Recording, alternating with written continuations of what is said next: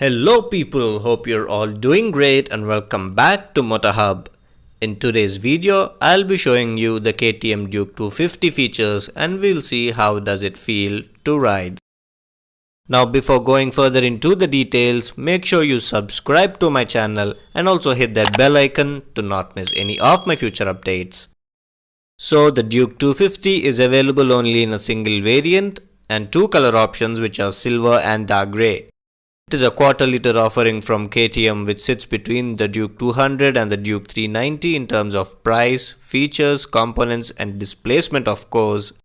It received an upgrade in 2020 which adds the new LED headlight. In terms of dimensions, it is 2 meters in length, 0.8 meters in width, 1.1 meters in height, 1.3 meters of wheelbase, 151 millimeters of ground clearance, and the height of the seat from the ground is 823 millimeters. It uses a steel trellis frame which is powder coated in orange color and the curb weight is around 169 kgs. KTM offers 2 years or 30,000 kilometers of warranty as standard with the KTM Duke 250 and it retails at an ex-showroom price of Rs 2.28 lakhs. The KTM Duke 250 styling and power caught attention of many youngsters right from its launch in 2017. Now in 2022, it is in its BS6 avatar with no changes in power or torque figures. In terms of safety, it gets dual channel ABS which can be turned off, which I'll show you as the video progresses. Up front, you get the number plate holder on the top. This is a completely LED headlight unit with LED DRL. LED turn indicators placed on the top. Coming to the front suspension, it gets 43 mm WP Apex upside down forks with reflectors on both the sides, and you also get a 320 mm front disc with 4 piston calipers, and the tire size happens to be 110 by 70 R17 which are tubeless tires, and the alloy wheels are finished in orange as well. Radiator placed right there. And coming to the heart of the matter, it gets a 249cc single-cylinder DOHC engine which produces a peak power of 30 PS and a maximum torque of 24 Nm. And at the rear you get a WP Apex monoshock suspension. This is the rider's footrest. And you also get the rear disc brake reservoir over there. And this is the pillion footrest. Grab rails for the rear pillion, and this is how the exhaust of the vehicle looks, and the rear tire size happens to be 150 by 60 R17 and it gets a 230 mm single piston caliper brake at the rear, and it gets dual channel ABS as well, and the rear tire ABS can be turned off which I'll show you in a bit. This is the LED tail lamp. And moving further down, you get the number plate holder with LED turn indicators and a reflector placed at the bottom. You also get a tire hugger and a sari guard on the other side of the bike. And coming to the gearbox, it is a 6-speed unit which follows 1 down and 5 up pattern. It also gets assist and slipper clutch. And the fuel tank capacity happens to be 13.5 liters. This is the fuel filling cap, and the key of the vehicle has to be placed over here.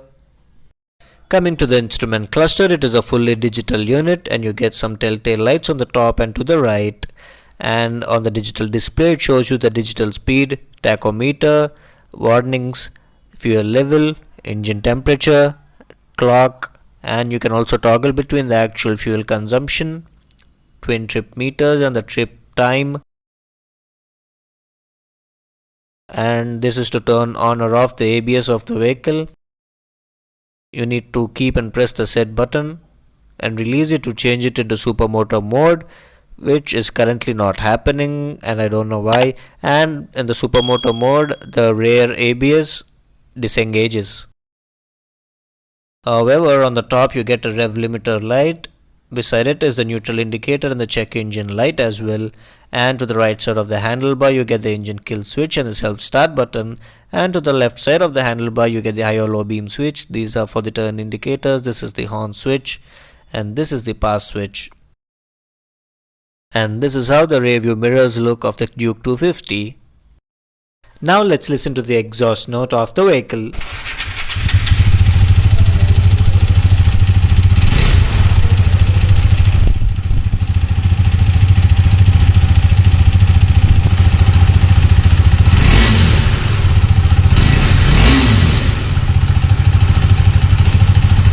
And let's get riding. This naked motorcycle is quite easy to ride in city traffic, and even the engine does not knock while riding at slower speeds at a higher gear. The Duke 250's engine is tuned to deliver power in a relaxed manner rather than being aggressive like the Duke 200 or the 390. It is what differentiates the 250 from them. The clutch, on the other hand, is on the lighter side and the gearbox is slick shifting. It even has assist and slipper clutch. You need not worry about the rear wheel locking up when downshifting aggressively, and the brakes provide good stopping power. The Duke 250 has switchable ABS. In road mode, the dual channel ABS is turned on, which works on both the front and rear wheels. But in the supermoto mode, the rear wheel ABS is turned off. The top speed of this motorcycle is around 142 km per hour, and it does 0 to 100 km per hour run under 9 seconds. The low and mid range of the rev band feels average, which is good for cruising on highways, but the top end is where the KTM DNA shows up and gives outright performance.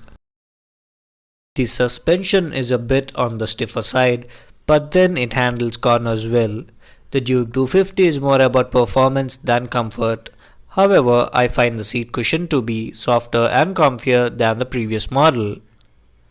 The Duke 250 has a tested riding range of 405 km from its 13.5 liters of fuel tank, which translates to 30 km per liter, which is quite low, but there is nothing more to expect from a motorcycle designed and tuned for performance.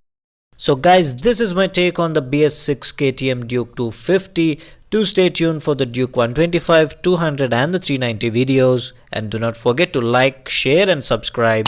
On this note, it's time to end the vlog. Bye bye.